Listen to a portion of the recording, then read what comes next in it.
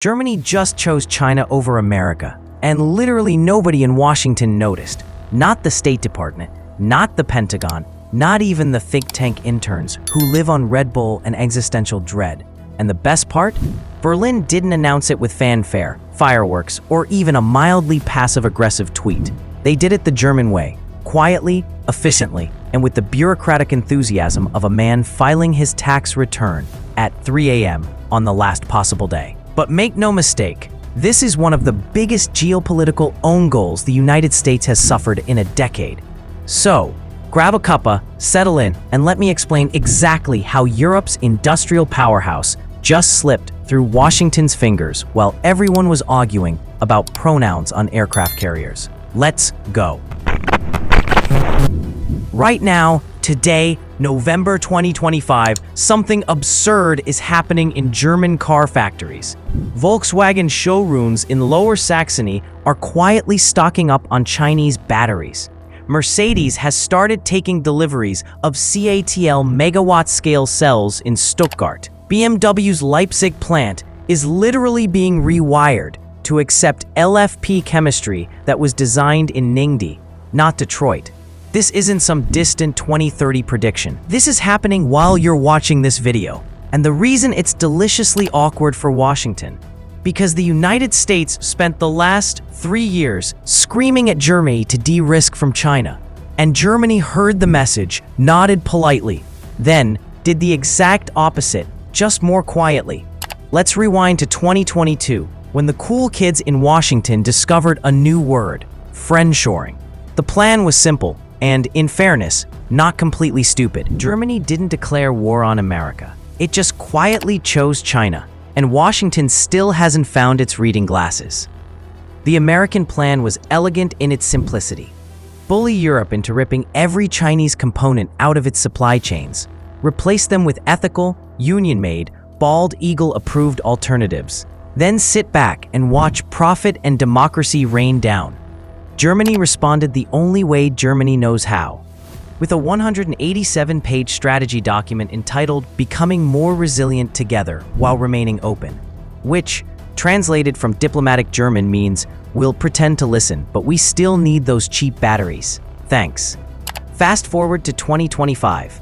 Trump's second-term tariff letter lands in Berlin looking suspiciously like a 2 a.m. drunk text. 50% on EU cars, unless you buy our LNG and stop being mean to Tesla. P.S. You're welcome for World War II.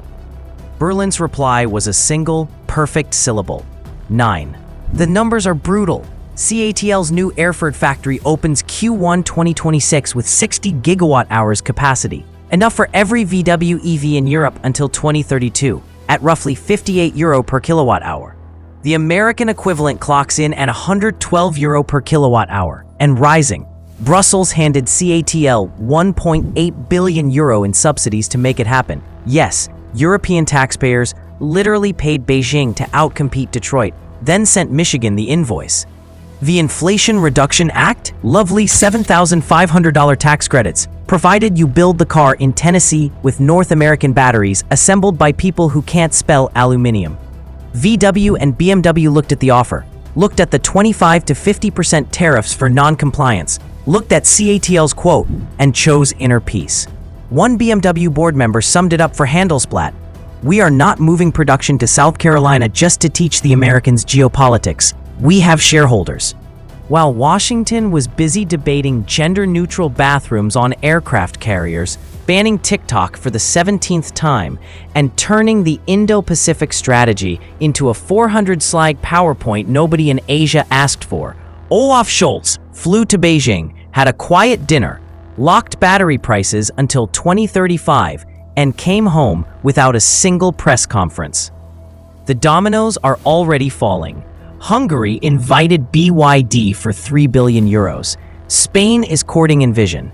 Even France approved a €1.5 billion Stellantis-CATL joint venture because strategic autonomy now means please sell us affordable batteries, Beijing. By 2028, 68% of batteries in European-built cars will be Chinese chemistry. Washington's latest idea: Secondary sanctions that would nuke 34 billion euros of German car exports to the US overnight.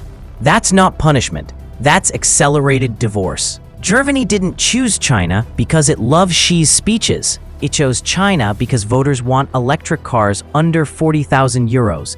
Industry wants to survive, and politicians want to be re-elected.